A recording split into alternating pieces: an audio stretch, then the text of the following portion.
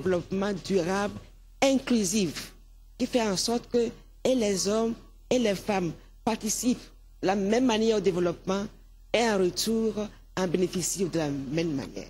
L'importance de ce document réside dans la feuille de route permettant d'évaluer et d'encourager le mieux-être des femmes. Je voudrais donc rendre un hommage mérité au président de la République, son Excellence Faure Eswazimana Nyansingbe, pour son fort engagement pour l'équité et l'égalité de genre. C'est cet engagement qui nous a permis de lancer et de conduire ce processus à terme. Il me plaît de remercier tous les autres partenaires techniques et financiers pour leur précieux accompagnement au gouvernement en vue d'un développement accéléré et inclusif de notre pays. Le pari d'un développement équitable et durable n'est possible que si l'élimination des inégalités entre les sexes devient une réalité.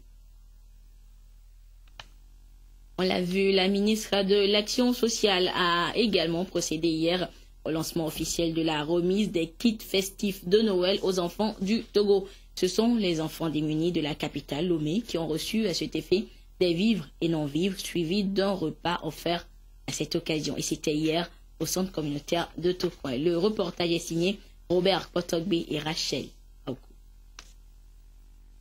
Sur l'esplanade du centre communautaire de Tokoin, les enfants de Lomé, appuyés par le ministère de l'Action sociale, manifestent leur joie de fête de fin d'année.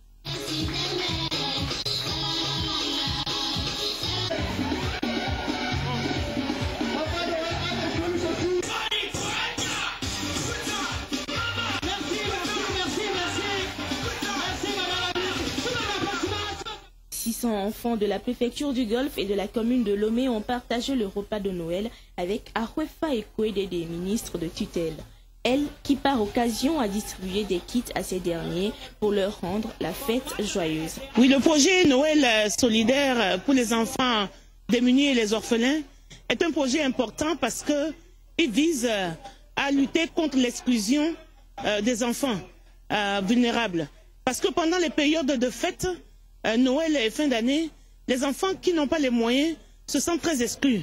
Et le gouvernement a donc mis en place ce projet et a mobilisé plusieurs acteurs du secteur privé, de la société civile et des médias pour pouvoir donner à nos enfants qui viennent des orphelinats ou des familles démunies des moyens pour bien fêter. L'Agence de solidarité nationale spécialisée dans la prise en charge des démunis au Togo va distribuer des kits festifs sur toute l'étendue du territoire national. Si vous prenez par exemple un enfant qui est un orphelin, qui a perdu ses deux parents et qui se retrouve à la charge de ses grands-parents, vous voyez que d'emblée, cet enfant-là est pris en charge dans ce projet. Et si vous prenez un enfant handicapé qui se retrouve dans un centre d'accueil, qui n'a personne, vous voyez qu'on ne peut pas contourner cet enfant. Cet enfant est pris en charge dans la réalisation de ce projet. Un enfant qui se retrouve abandonné et qu'on a récupéré. Donc c'est un enfant qui répond aux critères de cette activité. Une tournée nationale au profit de plus de 1000 enfants issus des ménages pauvres, des orphelinats et des centres d'accueil du Togo. Et la Convention des femmes unir emboîte également le pas au gouvernement. Elle a fait une tournée aujourd'hui dans certaines ONG et à la brigade pour mineurs pour faire des dons de vivres, une manière d'assister les différentes couches de la population marginalisée en cette période de fête. Maryse à Côtier. Action unir aux couleurs féminines. Elles ont ouvert leur cœur de mère pour garantir la Noël aux tout-petits. La délégation de la Convention des femmes unir donne le sourire à la maison des enfants déshérités à travers ce don de vivres et de jouets. Je suis contente de fêter Noël avec les cadeaux qu'on m'a donné. Merci beaucoup pour tout ce que tu nous as donné et merci que Dieu va vous bénir plus que ça.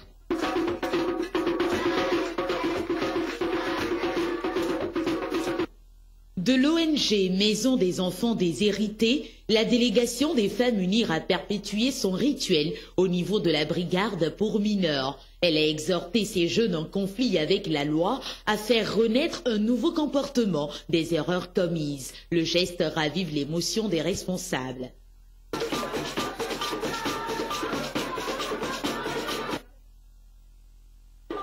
Elles sont les dernières à faire tapis rouge aux bienfaitrices du parti UNIR. Les veuves d'Adeti Kopé ont reçu des vivres, des jouets pour leurs enfants, ainsi que de nombreux cadeaux pour bien célébrer les fêtes de fin d'année. Au terme de cette tournée de dons, la délégation des femmes UNIR exprime sa satisfaction.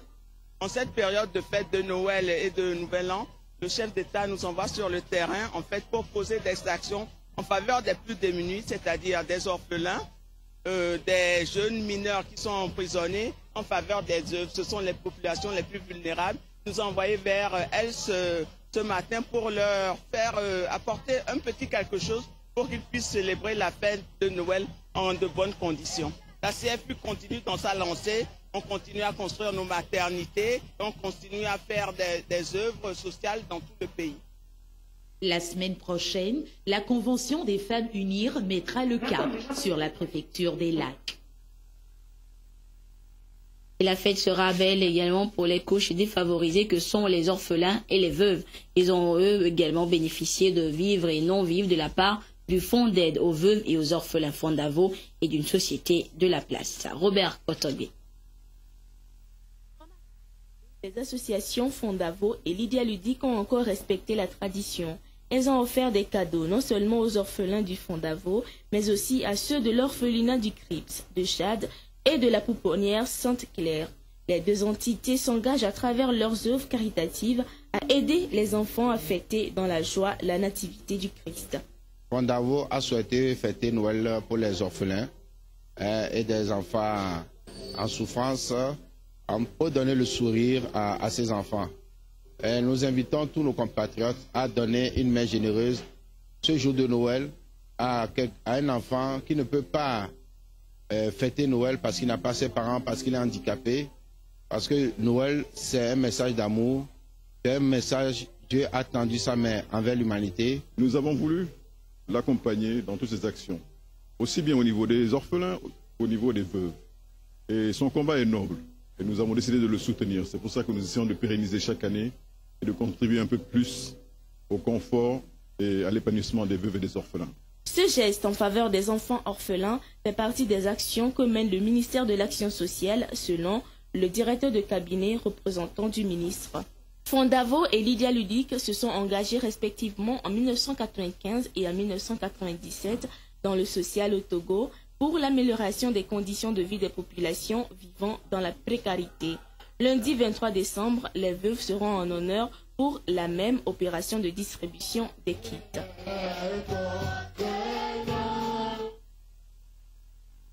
Et pour la délégation spéciale du Golfe et la municipalité de Lomé, il faut célébrer les fêtes de fin d'année dans un environnement sain. Raison de l'opération de salubrité publique organisée ce matin dans les cantons de la préfecture du Golfe. Patrice Bocor. C'est au cimetière d'Agonivé à Tchanvé, au marché Zosime, à Madahome, à Didegome, à Plaou, Gakli et dans le Grand Lomé, que le comité de développement des quartiers, ONG, associations environnementalistes et élèves ont répondu à l'appel de l'opération de salubrité lancée par le gouvernement.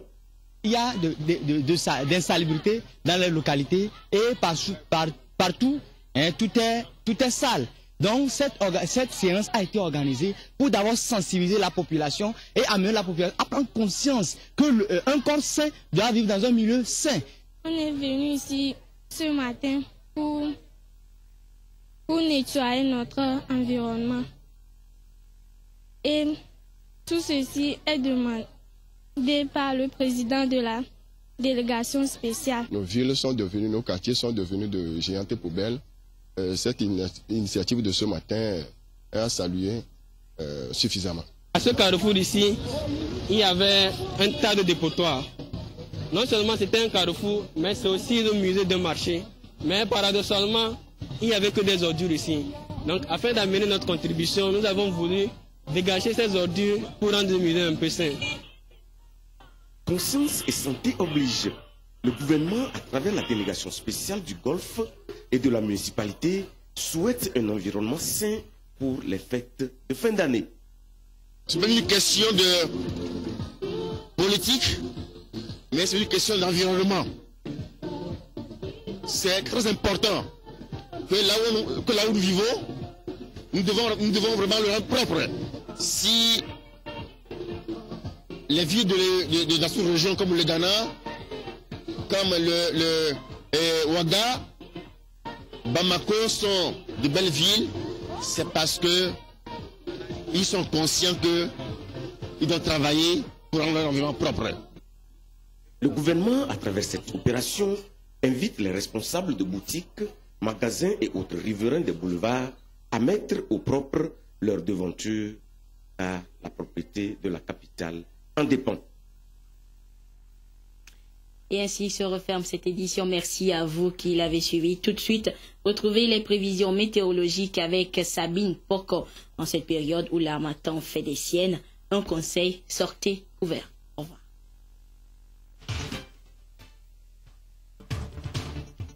La traditionnelle cérémonie de présentation de vœux de nouvel an au chef de l'État par les différentes couches socio-professionnelles et religieuses du pays a pris fin hier vendredi.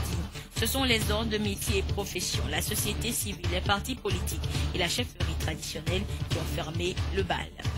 Les gouvernements togolais et ghanéens réfléchissent ensemble sous l'égide du HCR à l'amélioration des conditions de vie des réfugiés originaires des deux pays. Les représentants des trois partis échangent sur la question depuis hier à Lomé. Et puis c'est parti pour la campagne nationale de distribution de kits festifs de Noël aux enfants du Togo. Et ce sont les nécessiteux de Lomé qui ont bénéficié en premier de ce geste de générosité du gouvernement togolais.